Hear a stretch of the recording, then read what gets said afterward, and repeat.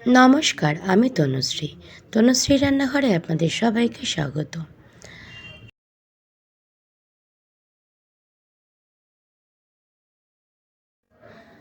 আজকে আমি শেয়ার করব চটজলদি হেলদি ব্রেকফাস্ট।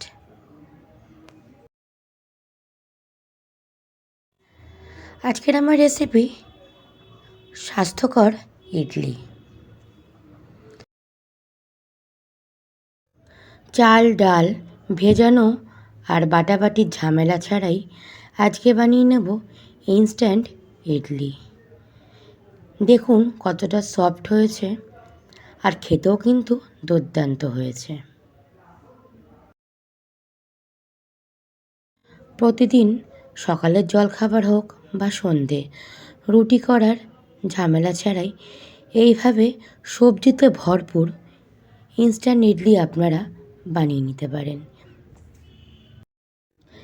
দেখবেন অনেক বাচ্চারা সবজি খেতে পছন্দ করে না, এইভাবে বানালে দেখবেন অনায়াসেই বাচ্চারা খেয়ে নেবে। চলুন ঝটপট রেসিপিটা শুরু করা যাক। আমি এখানে 2 কাপ সুজি নিয়ে নেব।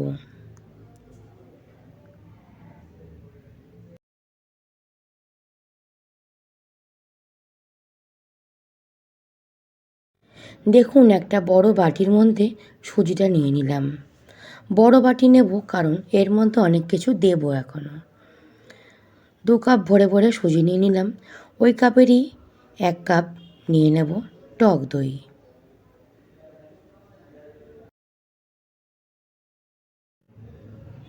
টক দই দিয়ে ওই টক দইয়েরই কাপের 1 কাপ ভর্তি করে জলও দিয়ে দেব। আজকের আমার রেসিপি ইনস্ট্যান্ট স্বাস্থ্যকর ইডলি। যদি ভালো লাগে ভিডিওটা সম্পূর্ণ দেখে লাইক শেয়ার কমেন্ট আর চ্যানেলটাকে সাবস্ক্রাইব করে আমার পাশে থাকার অনুরোধ রইল। দেখুন আমি আগে 1 কাপ জল দিয়েছি, আবারও আরেক কাপ জল দিয়ে নেব। 2 কাপ সুজির জন্য এখানে 2 কাপ জল দিয়ে দিয়েছি।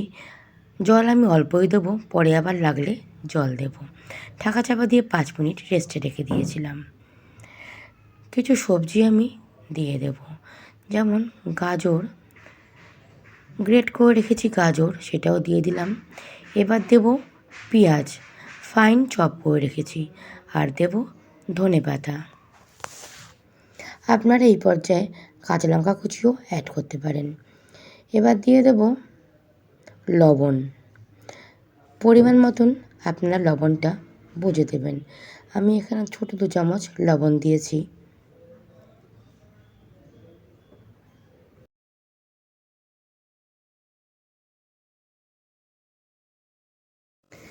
দিয়ে দেব স্বাদ মতন সামান্য চিনি। আমি সব রান্নায় চিনি ব্যবহার করি, তাই আমি এই রান্নাতেও চিনি দিলাম। দিয়ে দিলাম চিলি ফ্লেক্স। এবার সমস্ত উপকরণ ভালো করে মিশিয়ে নেব। আবারও ঢাকা চাপা দিয়ে 2 মিনিটের জন্য রেস্টে রেখে দেব। গ্যাসে একটা তড়কা প্যান বসিয়ে দিয়েছি।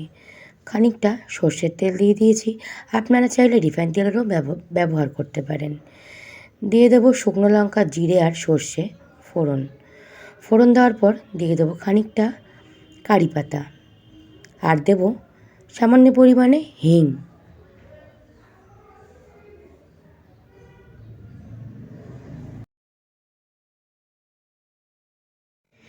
এবার সমস্ত ব্যাটারের মধ্যে তড়কা দিয়ে দেব। ভালো করে আরও একবার সমস্ত মিশ্রণটা মিশিয়ে নেব।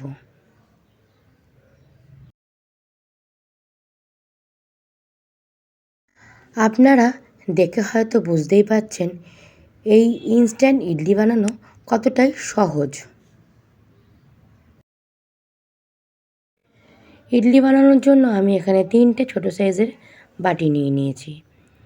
এবার দিয়ে দেবো খানিকটা সর্ষের তেল। বাটিটার গায়ে ভালো করে সর্ষের তেল মাখিয়ে নিতে হবে। পুরনো বন্ধুদের অসংখ্য ধন্যবাদ আমার পাশে থাকার জন্য। নতুন বন্ধুদের জানাই সাদর আমন্ত্রণ। দেখুন বাটিটায় ভালো করে তেলটা মাখিয়ে নিয়েছি।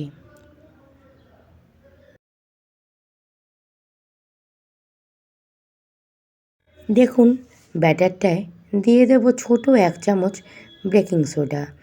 বেকিং সোডা দিয়ে ব্যাটারটা ভালো করে মিশিয়ে নেব।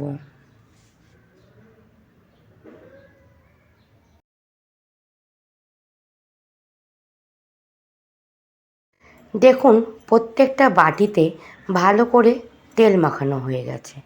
এবার ওই মিশ্রণটা প্রত্যেকটা বাটিতে 1 থেকে 1.5 হাতা করে দিয়ে দেব।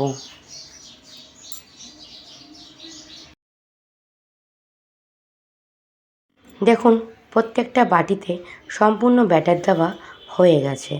আমি ওপর থেকে একটু লাল লঙ্কার গুঁড়ো ছড়িয়ে দেব, তাতে দেখতে বেশ সুন্দর লাগবে। এটা সম্পূর্ণ অপশনাল, আপনারা চাইলে নাও দিতে পারেন।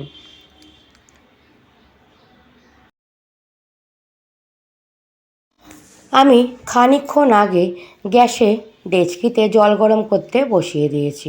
জলটা ফুটেও এসছে, ওপরে একটা ঝাঁঝরি থালা বসিয়ে দিয়েছি। এবার 3টে বাটি আমি সাজিয়ে দেব, আর ওপর দিয়ে ঢাকা চাপা দিয়ে দেব।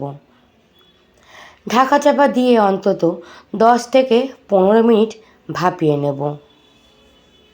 দেখুন ঢাকনায় একটা ফুটো আছে, সেই ফুটোটায় একটা লবঙ্গ গুঁজে দেব, যাতে কোনো রকমই ভাপ না বেরিয়ে যায়। 10 মিনিট পর আমি ফিরে এলাম। বেশ সুন্দর টাব্বু টাব্বু হয়ে ফুলে গেছে, দেখতেও কতটা সুন্দর লাগছে।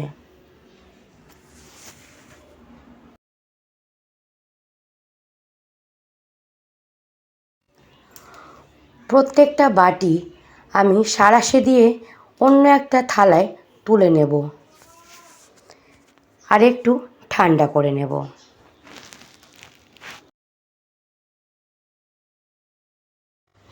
দেখুন বন্ধুরা, প্রত্যেকটা ইডলির বাটি তোলা হয়ে গেছে।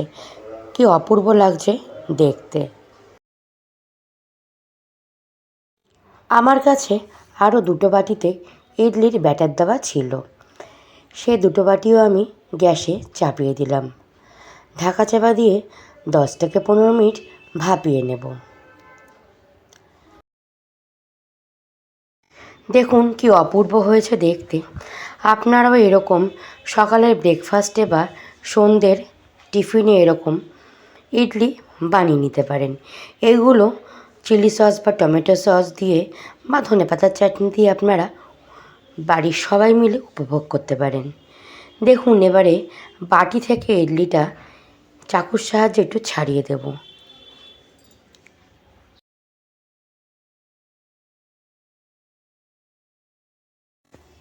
আজকের আমার রেসিপি ইনস্ট্যান্ট ইডলি তৈরি হয়ে গেছে।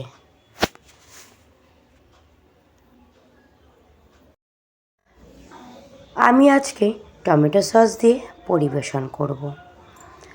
বাড়ির বড় থেকে বাচ্চাদের খেতে দেখবেন অপূর্ব লাগবে। প্রতিদিন রুটি তরকারি খেতে আমাদেরও কিন্তু ভালো লাগে না, একটু টেস্ট বদলালে সবারই ভালো লাগে। দেখুন প্রত্যেকটা ইডলি তোলা হয়ে গেছে, আমি পরিবেশন করে দিলাম। আশা করি আজকের আমার রেসিপি ইনস্ট্যান্ট হেলদি ইডলি আপনাদের ভালো লাগলো। ভালো লাগলে বাড়িতে একবার হলেও বানিয়ে দেখতে পারেন, আর বাড়িতে বানালে আমায় কমেন্ট করে জানাতে ভুলবেন না। আপনারা সুস্থ থাকবেন আর ভালো থাকবেন। অন্য কোনো রেসিপি নিয়ে আপনাদের সামনে আবার হাজির হয়ে যাব।